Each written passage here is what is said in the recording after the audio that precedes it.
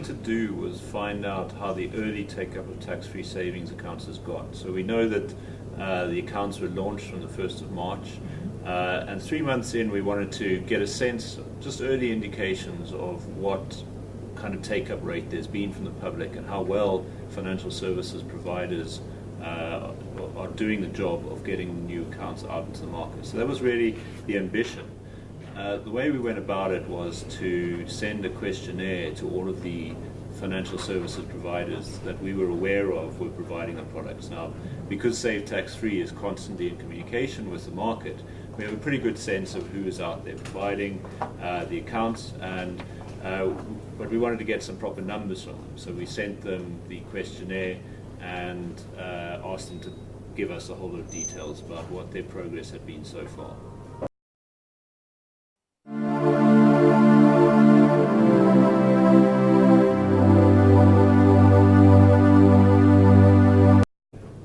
So the total number of accounts sold that we know about from our respondents is about 35,000 accounts. And I must specify that that number is excluding banks. So banks have been offering their clients fixed deposit accounts, but we didn't collect data from banks. So the data we picked up was from stockbrokers, from asset managers who are issuing unit trusts, collective investment schemes, as well as life insurance companies who have been issuing life policies. And the data shows a headline number of 35,000 accounts that had been opened. Of those, about half of them have been life policies. So that's an interesting finding, and it really reflects, I think, the marketing power of the big life insurance companies, how they're able to get new products into their distribution mechanisms fairly quickly. Of the balance of accounts, about half was split between stockbroker accounts and unit trust accounts. So each of those about 25% of the market. And those are the early indications. Clearly, that's the first 3 months of operation of tax-free savings accounts in South Africa. A whole lot can change pretty quickly beyond that.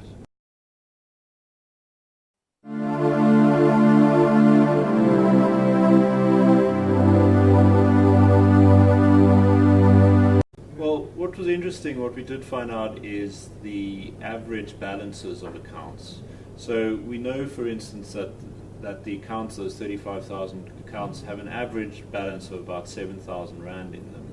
We also know that about 20% of the new accounts that were opened used the full 30,000 Rand allowable limit immediately on opening. So those savers who are putting in 30,000 Rand right from the start are going to be higher LSM savers. And if you take that out of the base, the rest of the market is put in a balance of around 4,000 or 5,000 Rand. So that's certainly not at the top end of the market, but it's also not, in South Africa's case, at the bottom end of the market either. We do know from some of our other research that there has been a fairly good take-up of tax-free savings accounts from the bottom end of the market who are saving small amounts, just a couple of hundred Rand. And there are a lot of accounts available where you can save from a minimum of 150 Rand a month. So certainly it is reaching, in some cases, into lower LSM and less wealthy savers.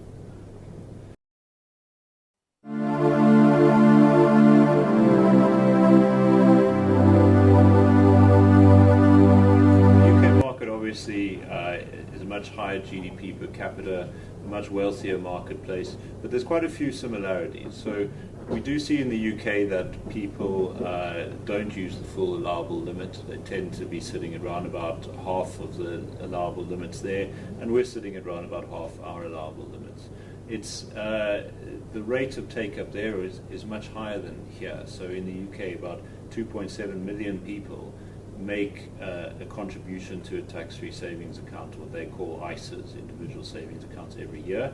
In South Africa, it's far too early to see just what proportion of the population is going to be making contributions to tax-free savings accounts. But the behavioral pattern in the UK is that depositing money into their tax-free account every year is sort of the first step of financial responsibility. And it's a very big thing. The fact that 2.7 million people do it is a large indication that it really has traction.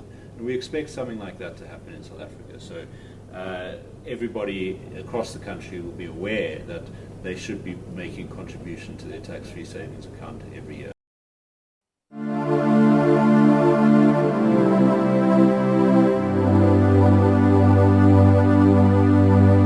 It was interesting in our research that we asked the respondents what they think of the limits, and certainly there were some who feel that the limit should be higher than the 30,000 Rand at the moment, but there were some that thought actually the 30,000 Rand is quite sufficient.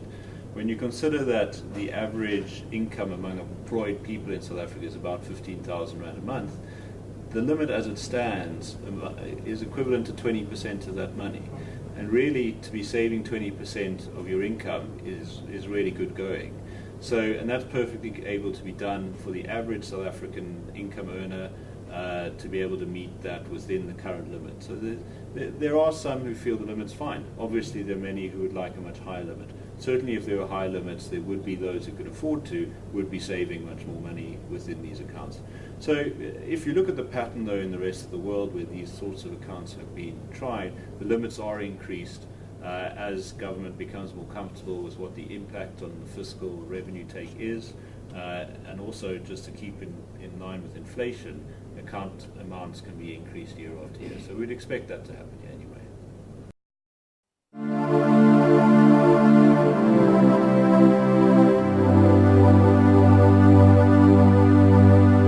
This is early days, so this is after 3 months of operation of the accounts. What we'd like to do is another set of research after the first full year.